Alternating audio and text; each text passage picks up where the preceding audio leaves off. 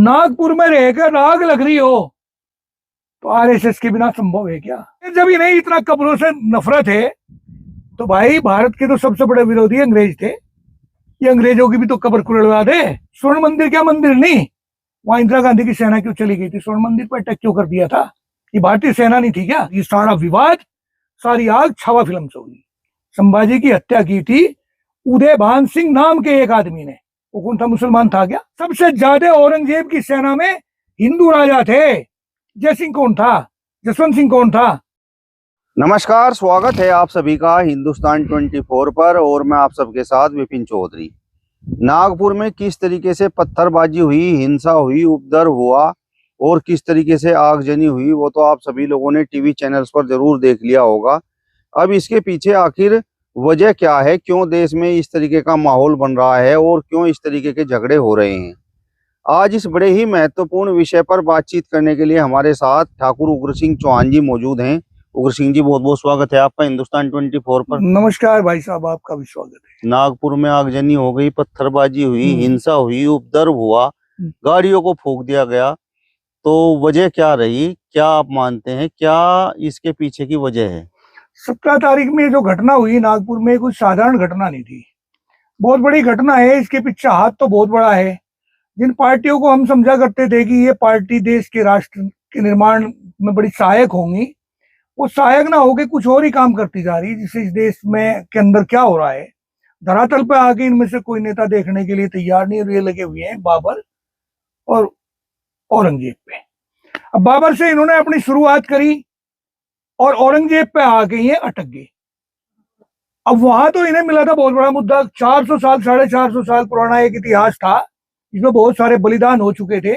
और एक मंदिर, मस्जिद को ढा के मंदिर बनाना था, कोर्ट में मामला था। वहां से चलते चलते अब ये आगे समाधि पे, उसकी कब्र पे।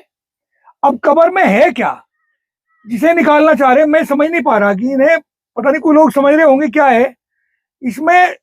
कुछ थोड़ी सी हड्डियां होंगी, औरंगजेब की हड्डियां हैं, और वो हड्डी मुझे ऐसा लगे कहीं बहुत बड़ा नुकसान ना दे जा। क्योंकि एक बार एक घटना घटी थी, हंसी भी आवे, वो ये कि महाभारत युद्ध के बाद में यादव बड़े फड़े फूल गए, बढ़ गए। और वो एक दिन समुद्र के किनारे कहीं जा रहे, वहां से उन्हें एक लोहे की मूसली सी मिल गई बहुत बड़ी। अब उस मूसली को उन्होंने उठाया और एक ऋषि के पास आके दिखाने लगे, उसे डराने लगे उस मूसली से। उस ऋषि को पूछा कि ये क्या है, उसके मुंह से निकल गया कि तुम्हारा विनाश का कारण है। उनमें से कोई एक सुलझा हुआ आदमी भी था, वो कहने लगा भाई ऋषि का साफ है, इसने कह दिया धारा नाश होगा, इसे रगड़ दो। उन्होंने उसे रगड़ा, उसके छोटे छोटे टुकड़े बना दिए, क्रिच क्रिच सी बना के उसकी, और खिला दिया जमीन पे गुसारे में। अब कुछ दिनों के बाद में उसका वो जम गया, सांप था ऋषि का, और उसका पटेरा बन गया। अब एक दिन वो सब यादव इकट्ठे हुए, किसी बात को लेकर नशा वशा किया, और करने के बाद में वहां पहुंच गए, पटेरा पाड़े और मारे एक दूसरे का, तलवार बन गई, बहुत बड़ा विनाश देश का हुआ था। क्या ये भी ऐसा ही करना चाह रहे हैं क्या? इसकी औरंगजेब की अस्थियों को निकाल के, उसकी हड्डियों को निकाल के पीस के उसे गिरना चाह रहे हैं क्या? देश में आग लगाना चाह रहे हैं क्या? बहुत बड़ा विस्फोट होने जा रहा। ये समझ नहीं पा रहे इस चीज को। इन लोगों का पता भी लगने का कहाँ गया। औरंगजेब के बारे में, मैं औरंगजेब का भक्त नहीं हूं। कोई ऐसी बात नहीं कि भाई मैं औरंगजेब का बहुत बड़ा भक्त हूं या औरंगजेब को मैं महिमा मंडित कर रहा हूं। वो एक शासक था, उसके बड़े देश में आए, वो ईरान इराक की तरफ से चले और युद्ध करते करते अफगानिस्तान में आए। अफगानिस्तान से वो भारत की सीमाओं में बढ़े। एक राजा दूसरे देश पे अपना कब्जा जमाने के लिए, अपने प्रभुसत्ता बनाए रखने के लिए, अपनी सीमाओं का दायरा बढ़ाने के लिए जो करता है वही बाबर ने किया होगा। वो तब भारत में आया, भारत के भी बहुत सारे लोग विदेशों तक गए, श्रीलंका में भी भारत के लोग भाग गए, इंडोनेशिया, जावा, सुमात्रा, बोर्नियो, सब जगह भारतीय मूल के लोग भागे, कोरिया तक में गए।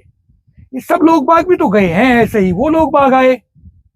तो ये तो भाई शुभ नहीं है। इसके पीछे जो हाथ है सबको पता, सर्वविदित है, कौन हो सके। नागपुर में एक पुरानी कहावत है, झाड़ पे कुत्ते के बिना कौन मुत्तेगा। नागपुर में रहकर आग लग रही हो तो आरएसएस के बिना संभव है क्या? बजरंग दल के बिना संभव है क्या? विश्व हिंदू परिषद के बिना संभव है क्या? कोई ना कोई ऐसी ताकतें आ रही हैं। नहीं तो ये तो बहुत दिनों से, सदियों से यहाँ पड़ा। 318 साल हो गए इस कब्र को बने को। और ये उस आदमी की कब्र है जो चाहता 49 साल तक राज करने के बाद में अपनी कब्र को बहुत बढ़िया बना सकता था, बड़ी आलीशान, जैसा आज के राजा महाराजा बनवाए अपनी कब्र में, अपने अपने रहने के मकानों को बनवा दें ऐसा ऐसा। वो कब्र को भी बड़ी शानदार, जैसे और बादशाहों ने बनवाई ऐसी बनवा सकता था। उसकी वसीयत के अनुसार ये कि मेरी कब्र को बड़ा साधारण बनाया जाए, कच्ची कब्र, बहुत साधारण, इसमें पैसा ना लगे, क्योंकि वो पैसे को बचाया करता था। भारत में सबसे ज्यादा जीडीपी औरंगजेब के टाइम पे ही थी देश की बढ़ी हुई। वो अपनी गुजर भी राज के पैसे से नहीं किया करता था, टोपी सील सील के अपनी आजीविका चलाया करता था। क्या ले गया देश में से? मैं उसके गुणगान नहीं गा रहा, लेकिन मैं ये भी पूछना चाह रहा हूं उन हिंदू संगठन के लोग बागों को जो आग लगवा रहे, चाहे मुसलमान संगठन के लोग बाग हो, जो इसमें आग में घी का काम कर रहे हैं। समाजवादी पार्टी का एक विधायक है, इस किस्म के लोग बाग जो महिमा मंडित कर रहे हैं, गलत है, आग लग रही दोनों तरफ से। लेकिन मैं फिर भी उन लोगों को ये पूछ रहा हूं कि क्या ले गए हैं मुगल आए थे, 500 घोड़े पे सवार होकर भारत की सीमाओं में घुसे और मार काट करते हुए यहाँ के राजाओं महाराजाओं से किससे संधि की, किसी से दुश्मनी की, अपने राज्य की सीमाएं बढ़ाते रहे और दिल्ली पर अपना अधिकार कर लिया। किस साथ लड़े थे उन दिनों? इब्राहिम लोदी भी मुसलमान था, मुसलमान को ही हराने के लिए मुसलमान देश में आया था। तो यहाँ नींव जम गई, यहाँ से ले क्या गए मुगल? एक भी पैसा यहाँ से नहीं लेगी, क्योंकि उन्होंने तो अपना घर ही भारत बना लिया था। यहाँ की आबा हवा उन्हें पसंद आई, यहाँ का कल्चर उन्हें पसंद आया। और चलते चलते औरंगजेब ने भी जो भी कुछ किया होगा इसी देश में तो किया। एक टाइट राजा था, इसमें कोई दो राय नहीं, एक सख्त था, लेकिन इतना भी तो सख्त नहीं था जितना पढ़ाया जाया करता था, किताबों में लिखा लोगों बागों ने, लिखने वालों ने। अब वो प्रतिदिन 1.25 मन जनेऊ तोड़ के, यानी इतने ब्राह्मण और सनातनी लोगों को मार के तब रोटी खाया करता था। आप एक जनेऊ को ले लें, उसके 7 धागे हैं, प्रत्यक्ष में प्रमाण की क्या जरूरत है? हाथ कंगन को आरसी क्या, पढ़े लिखे को फारसी क्या, उसे तोड़ लें। मेरा ख्याल का 1.25 मन धागों को अगर इकट्ठा करा जाए तो करीब 20-25 हजार के करीब बैठ जाएंगे। तो 49 साल तक राज करने वाला आदमी अगर 20-25 हजार लोगों को प्रतिदिन मारता हो, उसने कितने दिन तक इस देश पर राज किया होगा? जबकि आज से 350-350 साल पहले इस देश की जनसंख्या ही 12 या 13 करोड़ रही होगी, 14 करोड़ रही होगी, इससे ज्यादा नहीं थी। तो ये तो खाम खागा हो रहा मामला भाई, इस देश को कहा जाने लग रहे। एक बात मुझे और भी लगे, शायद जो ये टोरे है ना, किसान की एमएसपी शायद वहां दबी हुई हो भाई, इन्हें आज तक रहा नहीं पा रहा। क्यों 13 महीने किसान पहले रह लिया सड़कों पे? हो सके इस कब्र में से किसी हड्डी में वो सूत्र मिल जा, किसान को एमएसपी की गारंटी दे दे, किसान की फसलों के भाव दे दे, या ये लड़कों को रोजगार दे दे, या भाई अग्निवीर को खत्म कर दे, या भ्रष्टाचारी खत्म करें, भय मुक्त समाज खत्म करें, महंगाई खत्म कर दे। ये जो रुपया गिर गया ना, डॉलर की कीमत में ये 80 के करीब पहुंच गया, इसे 20-30 पे लिया हुए, या रुपए के बराबर डॉलर को कर दे। हो सके कि हड्डियों में से कुछ इन्हें ऐसा मिल जा। राजकाज कर रहे हैं, राजा हैं, जो चाहे वो करे भाई, इनसे कोई पार नहीं पा पाएगा। मतलब आपका स्पष्ट तौर पर कहना है कि इस घटना के पीछे विश्व हिंदू परिषद, बजरंग दल और सरकार का हाथ है। तो लेने क्या लग रहे फिर ये उस कब्र में से? मुझे ये बताओ, और को लेना देना क्या भाई? मुसलमानों ने तो बनाई रखी, वे क्यों पाड़ेंगे अपनी कब्र को? कब्र को तो फिर हिंदू संगठन के लोग बाग पढ़वा रहे हैं ना, उसके ऊपर शौचालय बना रहे, या उसके ऊपर जो भी कुछ ये बनावेंगे, वहां भी कोई टेम्पल खड़ा करना चाह रहे हैं क्या? कोई मंदिर बनाना चाह रहे हैं क्या? अयोध्या का मामला कुछ और था, ये मामला कुछ और है। अयोध्या का 100% मामला अपनी जगह सही था, जेन्युइन था, ये जेन्युइन थोड़ा ही है। इन लोगों का कहना ये है कि औरंगजेब बड़ा अत्याचारी था, उसने मंदिरों को तोड़ा और संभाजी महाराज पर किस तरीके से अत्याचार किया, कितने लोगों को उन्होंने मारा। कृष्णदेव राय एक हिंदू राजा हुए दक्षिण के, और वो जब किसी राजा को हराया करते थे, वहां से मंदिर तो नहीं तोड़े, लेकिन वहां से मूर्तियों को उठा के ले जाया करते थे, और मूर्तियों को उठा के ले जाके अपने राज्य में रख दिया करते थे, और उस राजा को चैलेंज करे थे, अगर तेरे में ताकत है तो आजा, मूर्तियों को ले जा मेरे पास से छुड़वा के, एज ए शिल्ड, इस टाइप का हुआ करता था। तो ये कब नहीं हुए? और औरंगजेब ने तो मंदिर क्यों, मेरे हिसाब से करीब 15-20 तो मंदिरों को अनुदान भी दिया। बनारस के मंदिर को अनुदान दिया, अब कामाख्या देवी के मंदिर को अनुदान दिया, वृंदावन में अनुदान दिया, मंदिरों के निर्माण भी हुए। और गोलकुंडा की तो मस्जिद भी ढाई। ये राजा, एक राजा, मान लिया उसके सैनिक वहां है, अपने सैनिक को, एक राजा की सेना वहां बैठी, उसमें उस पर हमला करना, सेना को मारना, या वहां कोई धन है, धन को इकट्ठा करने के लिए। भाई ये तो बात उन दिनों की है, स्वर्ण मंदिर क्या मंदिर नहीं, वहां इंदिरा गांधी की सेना क्यों चली गई थी, स्वर्ण मंदिर पर अटैक क्यों कर दिया था, ये भारतीय सेना नहीं थी क्या?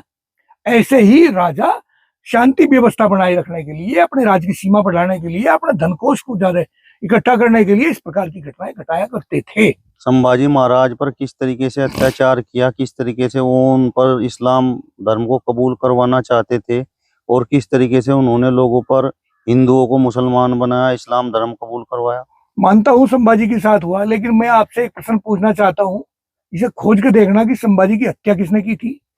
संभाजी की हत्या की थी उदयभान सिंह नाम के एक आदमी ने। वो कौन था, मुसलमान था क्या? खोज जनाब किताबों में, उदयभान सिंह मुसलमान था क्या?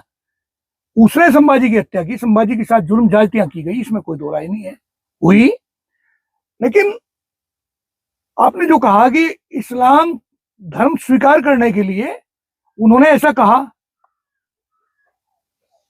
इस्लाम धर्म स्वीकार, अगर ये कहने से बहुत सारे लोगों ने धर्म स्वीकार किया, ये क्या उन्हीं के कहने से किया?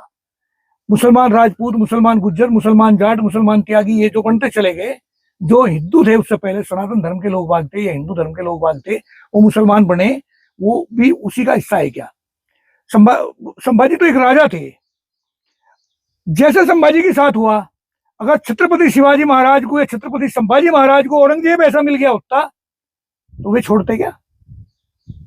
एक राजा जो दूसरे राजा के साथ करता है, वही तो हुआ। गलत हुआ, 100% गलत है। लेकिन अगर हमेशा उल्टा कर दें, अगर संभाजी महाराज को औरंगजेब ऐसा फंस जा तो छोड़ देते, उसे फाड़ देते बीच में से। यानी ये आपसी राजाओं की लड़ाई थी। आपसी राजाओं की लड़ाई थी, इसमें हिंदू मुसलमान कहाँ आ गया? सबसे ज्यादा औरंगजेब की सेना में हिंदू राजा थे। जय सिंह कौन था, जसवंत सिंह कौन था, और वो राजा थे जो डरने वाले नहीं थे। एक बार जसवंत सिंह को काबुल फतेह करने के लिए भेज दिया गया, औरंगजेब के टाइम की बात है, और यहाँ किसी ने बता दिया कि औरंगजेब मंदिर तोड़वा रहा, तो जय सिंह, राजा जसवंत सिंह ने वहीं से फरमान जारी कर दिया था, अगर अफगानिस्तान से लगा के और दिल्ली तक जितनी मस्जिदें होंगी नेस्त नमूद कर दूंगा, एक भी मस्जिद नहीं छोड़ दूंगा अगर एक भी मंदिर का हाथ लगा दिया। और औरंगजेब ने किसी मंदिर का हाथ नहीं लगाया था। तो ये हिंदू मुसलमान की लड़ाई कहां थी? शिवाजी महाराज की सेना में सबसे ज्यादा मुसलमान थे। शेर अफगन के साथ युद्ध करने के लिए जब जा रहे हैं, बाघ नक उनको दिया गया था, वो किसने दिया था? वो भी एक मुसलमान ने दिया था। शेर अफगन से लड़ाई समझौते के लिए 5-5 आदमी छंटे गए थे कि 5 तुम्हारी तरफ से, 5 तुम्हारी तरफ से आएंगे, तो उनमें भी शिवाजी महाराज के साथ 2 मुसलमान पठान थे। शिवाजी महाराज का कोषाध्यक्ष मुसलमान था, उनका अंगरक्षक मुसलमान थे। संभाजी के साथ भी ऐसा ही था। तो हिंदू मुसलमान लड़ाई कहां थी? लड़ाई 2 राजाओं की थी, अपना प्रभुत्व स्थापित करने के लिए ये लड़ाई थी। तो औरंगजेब इस समय सत्ता पाने का एक हथियार बना हुआ है, इसमें क्या दो राय है? लेकिन ये लास्ट हथियार है। इसके बाद में किसकी कबर को ले लेंगे? इसके बाद में तो इन लोगों को इनके नाम भी नहीं ज्ञान है।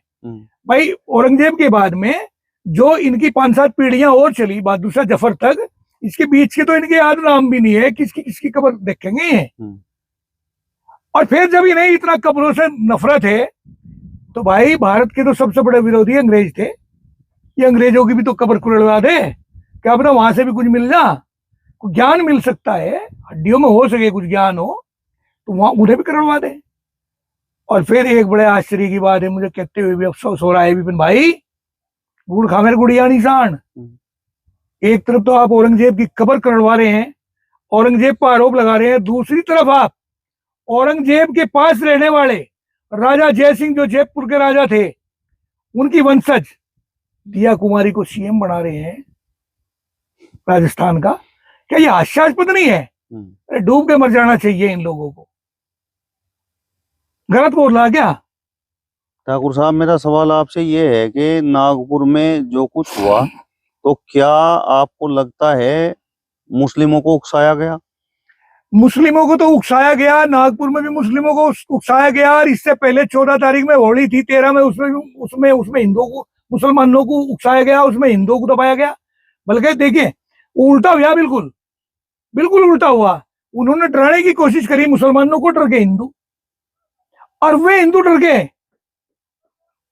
जिस देश की 80 या 85% हिंदुओं का देश है, जहां हिंदू की अनेकों जातियां वास करती हैं, जिस देश का प्रधानमंत्री हिंदू, राष्ट्रपति हिंदू, उपराष्ट्रपति हिंदू, जिसके मुख्यमंत्री हिंदू, सुप्रीम कोर्ट का जज Hindu, chief justice Hindu, commissioner Hindu, मुख्यमंत्री हिंदू, कलेक्टर हिंदू, एसडीएम हिंदू, तहसीलदार हिंदू, बीडीओ हिंदू, और सब कुछ हिंदू होते हुए भी फिर भी डराया जा रहा है हिंदू तुम्हें तो मार लेंगे बंदूक। क्या हो रहा है इस देश में? समझ से बाहर है। प्रकृति को अपना फैसला आप लेना पड़ेगा, और उसमें लंबा समय नहीं है विपिन चौधरी, लंबा समय नहीं। देश कुर्बानी मांग रहा है और ये कुर्बानी दी जाएंगी। वो दिन दूर नहीं है। करोड़ों करोड़ों की संख्या में ये लोग बाग आग लगा लगा के ऐसा यूट्यूब के सहारे और फेसबुक और सोशल मीडिया के सहारे इस प्रकार की आग लगा रहे हैं। खामियाजा किसी और को भरना पड़ेगा, और ये आग लगा के इनका पता नहीं लगने का, घर में दुबक जाएंगे। ये स्थिति होने जा रही देश में। किसे भड़का रहे? उकसावे हिंदुओं को तो डर जा मुसलमान, उकसावे मुसलमान को डर जा हिंदू। भाई रहने दो देश को देश रहने दो, इतिहास को इतिहास रहने दो, सत्यता को उजागर कर दो। असल में जब तक पढ़ते रहे किताब तब तक ज्ञान की वृद्धि रही, और जब आ गया यूट्यूब का सहारा, इसमें अनेकों राइटर आ गए। किताब लिखने वाले आदमी भूखे मर रहे, प्रकाशक भूखे मर रहे, और यूट्यूबर की टीआरपी बढ़ती जा रही। इस किस्म के लोग बाग ऐसी ऐसी वीडियो बनावे और उसे देखें और खून खोले। छावा फिल्म आई, छावा फिल्म में कुछ सत्य है, कुछ कपोल कल्पित है, कुछ कवि की अपनी है, राइटर की अपनी है, प्रोड्यूसर डायरेक्टर की अपनी हो। संभाजी महाराज के साथ जो हुआ गलत हुआ, लेकिन वो अगर औरंगजेब भी फंस गया होता तो औरंगजेब के साथ भी वही होना था जो नहीं होना था। और ये सारा विवाद, सारी आग छावा फिल्म से हुई। इन्हें कब्रों को खोदने से क्या मिलेगा? मुट्ठी भर हड्डियां, या फिर वो करेंगे महाभारत वाला काम होगा, या कोई सूत्र मिलता हो इन्हें ऐसा? किस किसकी कब्र खुदवाएंगे? रोज कब्रों में ध्यान इधर से भटका के इधर लग रहे जान। ये किसान बैठे हैं, मेरे यहाँ यूपी में भाव नहीं बढ़ा गन्ने का 1 रुपया भी। इस पे बोल रहा कोई? एक आदमी भी नहीं बोलता भाई गन्ने का भाव बढ़ाना चाहिए था। लागत कितनी हो रही, मजदूर नहीं मिल रहा। ये 5-5 किलो के अनाज लेने वाले लोग बात खेत में आके मजदूरी नहीं करते। सामूहिक परिवार रहे नहीं, किसी के संयुक्त परिवार नहीं रहा, एक एक आदमी अकेला घर में हो गया। तो भाई इस बारे में बोल रहा कोई? सभी ये लोग बाग पता नहीं, तो आए दिन कभी गाय को लेकर खड़े हो जा, कभी गंगा को लेकर खड़े हो जा, कभी मुसलमान को, कभी कब्र को, कभी पाकिस्तान को, कभी किसी को, कभी किसी को। अरे कभी इस देश की रीढ़ को भी देख लो ना, रीढ़ टूट गई इस देश की, किसान बर्बाद हो गया। कोरोना काल में भी जीडीपी को स्थिर रखा है इन्होंने, देश को अन्न दिया। आज इस देश का अन्नदाता भिखारी बना दिया। मुकदमे होने लग रहे, थाना भवन मिल ने पेमेंट नहीं दिया आज तक भी, और उनका वाइस प्रेसिडेंट उन पे मुकदमे कर रहा किसानों पे। कलेक्टर नहीं सुन रहा, एसडीएम तहसीलदार नहीं सुन रही, सीएम नहीं सुन रहा, पीएम नहीं सुन रहा। किसे सुनावेंगे लोग बाग? अराजकता बढ़ती जा रही भाई साहब, अराजकता, विस्फोटक स्थिति होती जा रही है। चलिए, तो फिलहाल इस वीडियो में बस इतना ही। अगली वीडियो में फिर आपसे मुलाकात होगी, तब तक बने रहिए हिंदुस्तान 24 के साथ। नमस्कार।